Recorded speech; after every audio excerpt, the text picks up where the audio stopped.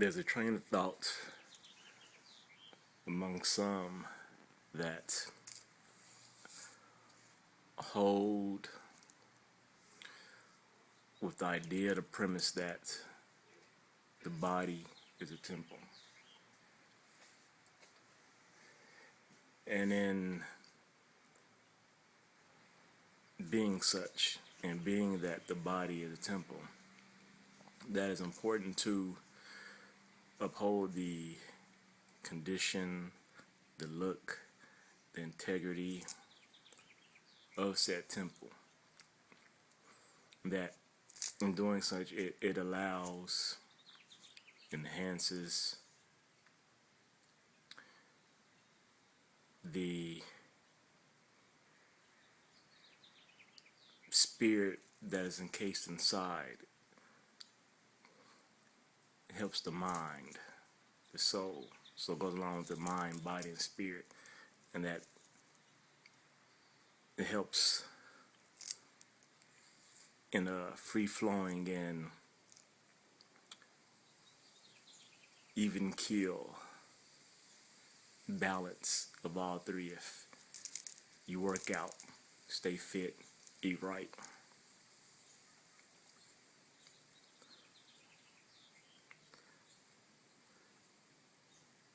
Of course, as always, the question is this true? Is this the truth? What is the truth behind this? How valid is this? Does it apply at all times? For if one was to go to an actual building, a church, synagogue, mosque, whatever, and it was run down, decrepit,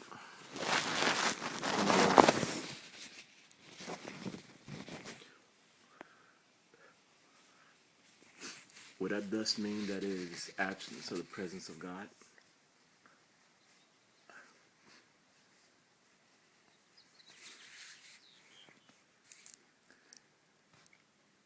It may cause people not to attend. If there is no roof, there aren't any windows, if half the wall is gone, no doors. But does it mean that God is not there?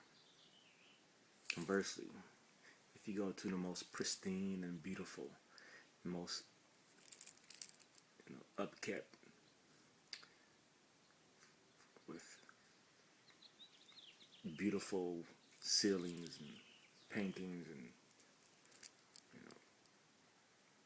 designs, ordinations, and craft work and things of that nature, does that thus mean that God is there? What is the true value of the appearance of the temple, the upkeep of the temple? For both that temple that is built by the hands of man and this temple that is built by the hands of God, they decay. They are always in a constant state of decay, even upon its very establishment, when it is freshly made, freshly born, freshly completed, man being born, building being completed, it is still at that very second in a state of decay. It is dying. It is in a battle of life and death. And there's a matter of time before it will come to its destruction and demise.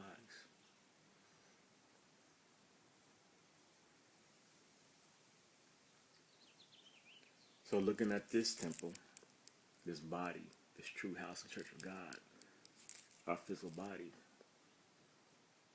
and just as I spoke of the church and building, build bricks and mortar and things of that nature, just because it is in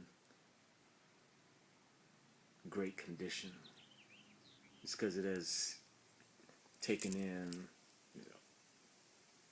the best foods, nutritional foods and items.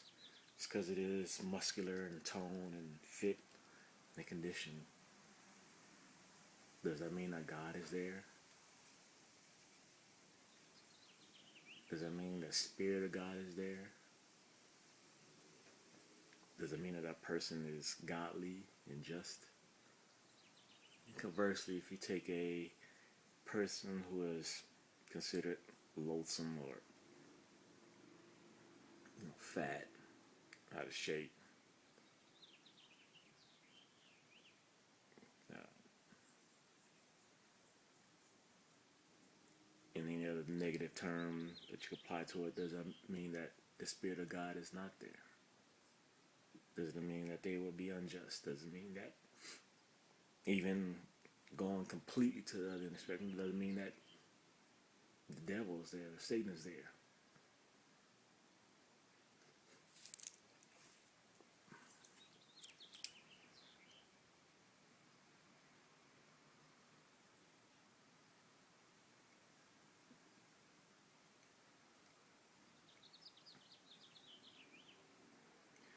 What does the appearance of a temple have to do with what is inside? How does it really have an effect on what is inside? You have all these churches, $1 million churches. And along with saying, well, is God truly there? It is, well, there can be people there. But what is the quality of those people in there? Are they godly and just people?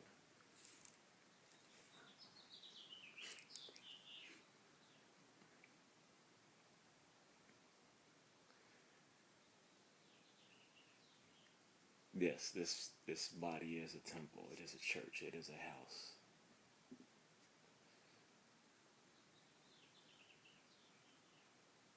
And the upkeep only works to try to prolong its existence, but it's going to go.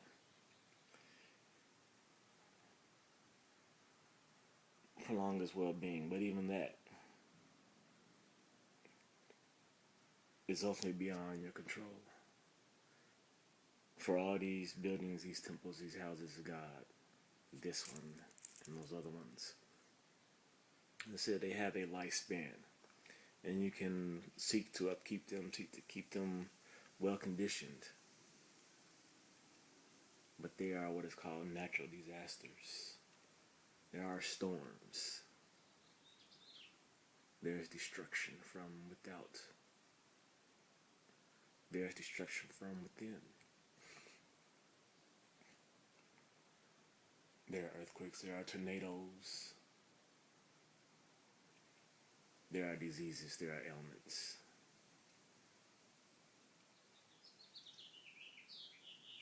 There are these things you have no control over.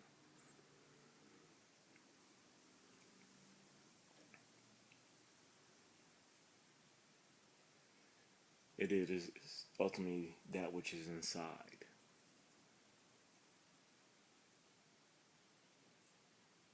This body is an aspect, the temple, the church is an aspect, but it's ultimately that which is inside, that spirit which is inside, because it is that spirit which is that which takes on the true aspect and nature of God, that which is beyond the physical, that which is ineffable, the ultimate core truth.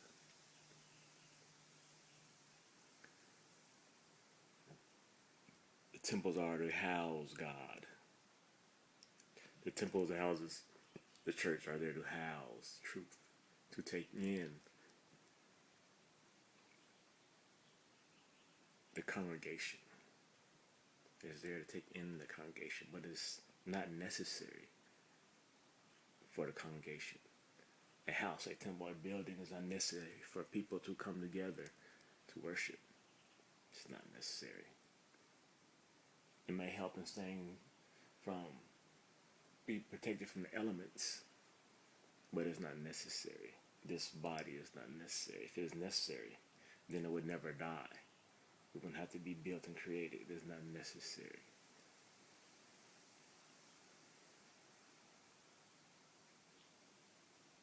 Nothing is necessary for truth.